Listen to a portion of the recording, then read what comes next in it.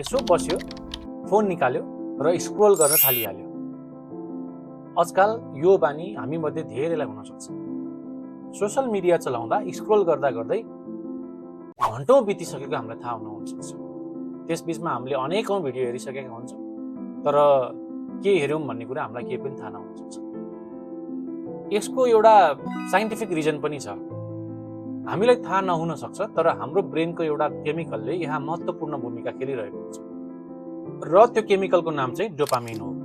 धेरै मानिसहरूले डोपामिनलाई happy hormone भनेर चिन्छन्, तर डोपामिन ह्याप्पी केमिकल मात्रै चाहिँ होइन।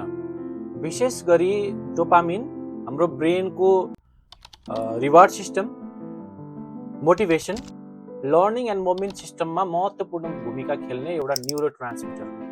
सरल भाषामा भन्नुपर्दा डोपामिनले हामीलाई कुनै चिज राम्रो लाग्यो अथवा महत्त्वपूर्ण फिल भयो भने त्यसलाई फेरि गर्नुपर्छ भन्ने एउटा मोटिभेसन दिन्छ।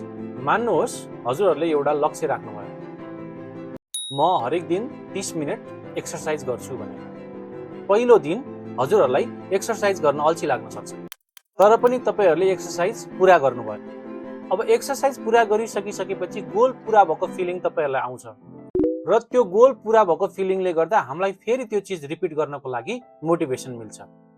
यही रिवार्ड लर्निङ प्रोसेसमा डोपामिनको ठुलो हात हुन्छ। अब कुरा गरौँ सोशल मिडियाको। किन यति धेरै सोशल मिडियामा हामी एडिक्टिभ हुन्छौँ? तपाईँले फोन खोल्नुभयो, एउटा इन्ट्रेस्टिङ भिडियो भेटियो, अर्कोमा नयाँ राम्रो इन्फर्मेसन पाइयो, कहिलेकाहीँ नोटिफिकेसन आयो, कहिले फेरि राम्रो कमेन्ट आयो, कहिलेकाहीँ के पनि आएन। तर अर्को स्वाइपमा कस्तो खालको भिडियो आउँछ, के आउँछ भन्ने कुरा हामीलाई थाहा हुँदैन। जब स्क्रोल गरेर नयाँ भिडियो आउँछ, त्यो भिडियो आइसकिसकेपछि हामीले नयाँ कुरा देख्छौँ र त्यसलाई अनप्रेडिक्टेबल रिवार्डको रूपमा लिन्छौँ।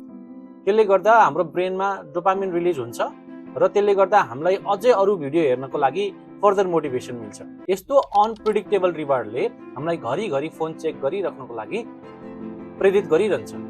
त्यसैले समस्या फोन मात्र होइन, हाम्रो ब्रेनको रिवार्ड लर्निङ सिस्टमको पनि यसमा केही न केही हात हुन्छ। त्यस कारणले गर्दा यो अत्याधिक इन्स्ट्यान्ट रिवार्ड दिने खालको बानीहरूलाई हामीले म्यानेज गर्दै जानुपर्ने हुन्छ। अनावश्यक सोशल मिडियामा स्क्रोल नगर्ने, बारम्बार फोन चेक नगर्ने र यो कुरा कन्ट्रोल गर्नको लागि हामीले हाम्रो ब्रेनलाई इन्स्ट्यान्ट रिवार्ड दिने चिजबाट होइन कि मिनिङफुल अचिभमेन्ट हुने कामबाट रिवार्ड लिने बानी बसाल्ने। यसका लागि सानो सानो अचिभ हुने खालका गोल्सहरू सेट गर्नुहोस्, केही नयाँ स्किल सिक्नुहोस् र आफूले केही सिकिसकेपछि, केही काम पुरा गरिसकिसकेपछि त्यसलाई एक्नलेज गर्नुहोस्। मैले यति नयाँ सिकेँ भनेर आफूले आफूलाई एप्रिसिएट गर्ने काम गर्नुहोस्। र सबैभन्दा महत्त्वपूर्ण कुरा भनेको आफ्नो बोर्डमलाई किल गर्नको लागि फोन निकाल्ने, फोन हेर्ने र भिडियो स्क्रोल गर्न थालिहाल्ने यो बानीलाई चाहिँ रोकिहाल्नुहोस्। आजबाट नै हजुरहरूले आफ्नो स्क्रिन टाइमिङको एनालाइसिस गर्न थाल्नुहोस् र त्यसलाई कतिमा लिमिट गर्ने भन्ने कुरा सेट गर्नुहोस्। इन्स्ट्यान्ट प्लेजर भन्दा पनि लङ रनमा सेटिस्फ्याक्सन हुने खालका मिनिङफुल अचिभमेन्टहरूमा फोकस गर्नुहोस्। डोपामिनलाई तपाईँले कन्ट्रोल गर्ने होइन कि तपाईँले डोपामिन कसरी बनाउने भन्ने चाहिँ आफूले कन्ट्रोल लिनुहोस्। यो इन्फर्मेसन हजुरहरूलाई उपयोगी लाग्यो भने सेयर गर्नुहोला। अर्को एपिसोडमा हाम्रो मुड र वेलबिङसँग रिलेटेड अर्को ह्याप्पी केमिकल सेरोटोनिनको बारेमा जानकारी लिएर आउनेछौँ। Thank you for watching. Please like, comment and share if you like this video.